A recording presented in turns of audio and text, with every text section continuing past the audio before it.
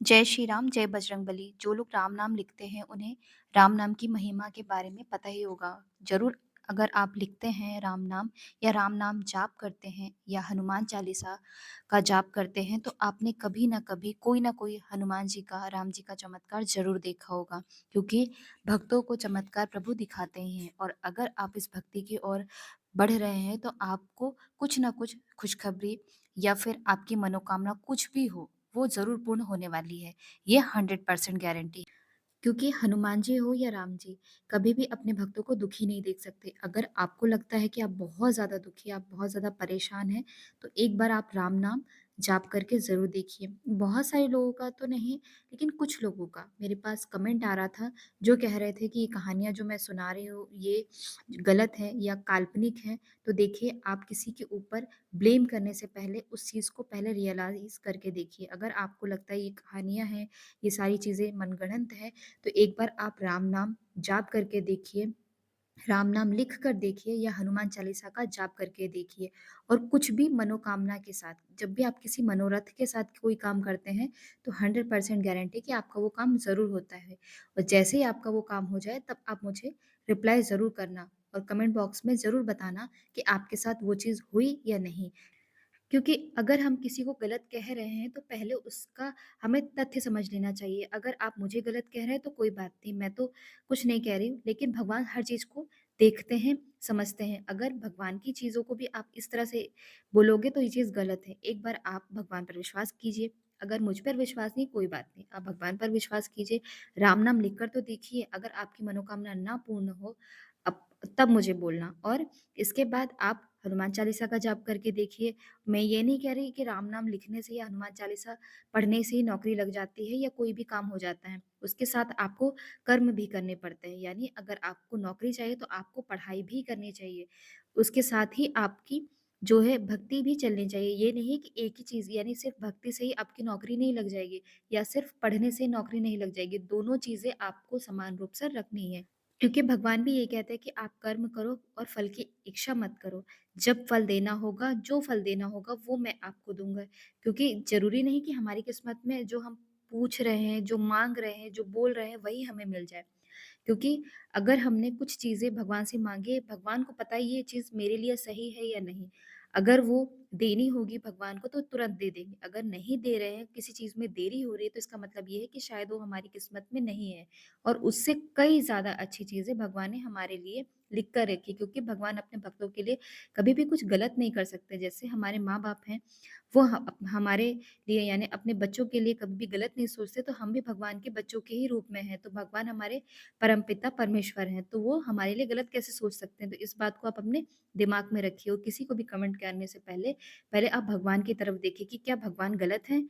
क्या भगवान किसी के साथ गलत कर सकते हैं? चमत्कार होते हैं, आपके साथ नहीं हुआ कोई बात नहीं, लेकिन आप एक बार भक्ति मार्ग तो अपनाइए, आपके साथ भी 100% चमत्कार होगा। तो आपके पास जब भी लगे आपको कि मेरे पास टाइम है, तो आप भक्ति मार्ग में आइए, राम नाम लिखिए और हनुमान चालीसा का जाप कीजिए।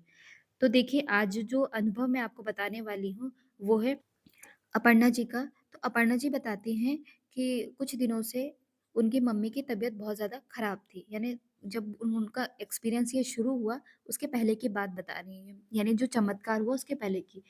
तो उनके साथ क्या हुआ कि जब उनकी मम्मी की अचानक से तबीयत खराब होने लगी, तो उन्होंने डॉक्टर को दिखाया।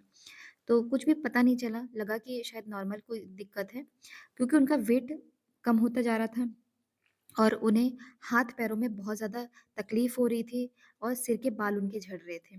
लेकिन ये चिंता का विषय था, कोई कुछ भी नहीं समझ नहीं पा रहा था। डॉक्टरों से को दिखाया, इलाज चल रहा था, दवाइयाँ चल रही थी, लेकिन वो कोई भी दवाई असर नहीं कर रही थी। उनकी मम्मी रोज़ पूजा-अर्चना करती थीं।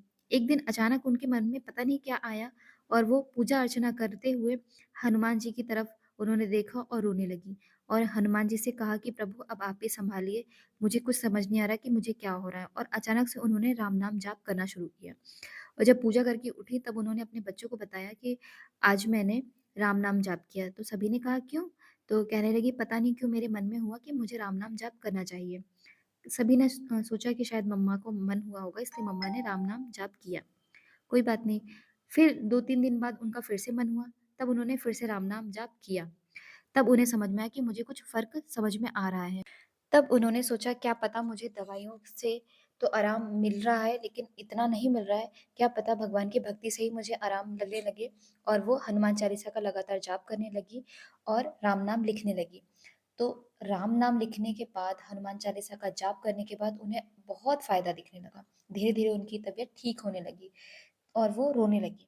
तब उन्होंने कहा कि अब मैं राम नाम हमेशा लिखूँगी और राम नाम जाप भी करती रहूँगी। इसके साथ ही मैं हनुमान चालीसा संकल्प लेकर मैं पढ़ूँगी, क्योंकि हनुमान जी हैं, शायद मुझे इस तरह से नहीं देख पा रहे हैं और वो प्रभु मुझ पर अपनी कृपा बनाए हुए हैं। तभी मेरी तबीयत इतनी ठीक हो रही है, क्योंकि मैंने एक दिन प्रभु से कहा था कि प्रभु आप ही कुछ कीजिए, आप ही मुझे ठीक कीजिए, मुझे कुछ समझ में नहीं आ रहा। ये बात उन्होंने अपने बच्चों को बताई और उस दिन से उन्होंने राम नाम लिखना शुरू कर दिया। तो ये रियल एक्सपीरियंस है, इसलिए मैंने स्क्रीनशॉट भी लगाया है, आप सभी देख सकते हैं। तो देखिए, राम नाम लिखने में, राम नाम जाप करने में बहुत शक्ति है। हनुमान चालीसा में बहुत शक्ति है। आप किसी भी चीज़ को अपना सकते हैं, चाहे राम नाम लिख सकते हैं, आप राम नाम जाप कर सकते हैं या फिर आप हनुमान चालीसा का संकल्प लेकर भी आप हनुमान चालीसा पढ़ सकते हैं। आप किसी भी मनोरथ के साथ इस जो है राम नाम को अपनाइए, आपकी मनोकामना 100% पूर्ण ज़रूर होगी। और आप तक ये वीडियो पहुंचा है तो प्रभु श्री राम की और हनुमान जी की कृपा से ही ये वीडियो आप तक पहुंचा है। तो जब भी आप तक ये वीडियो पहुंचे, आपको जय श्री राम, जय बजरंगबली कमेंट बॉक्स में ज़रूर लिखना है और वो डेट और वो समय आपको कमेंट बॉक्स में ज़रूर लिखना है, क्योंकि प्रभु की कृपा होती है तभी हम तक ये चीज़ें पहुंचती हैं, उनकी यह चमत्कार पहुंच रहे हैं। तो जय श्री राम, जय बजरंगबली।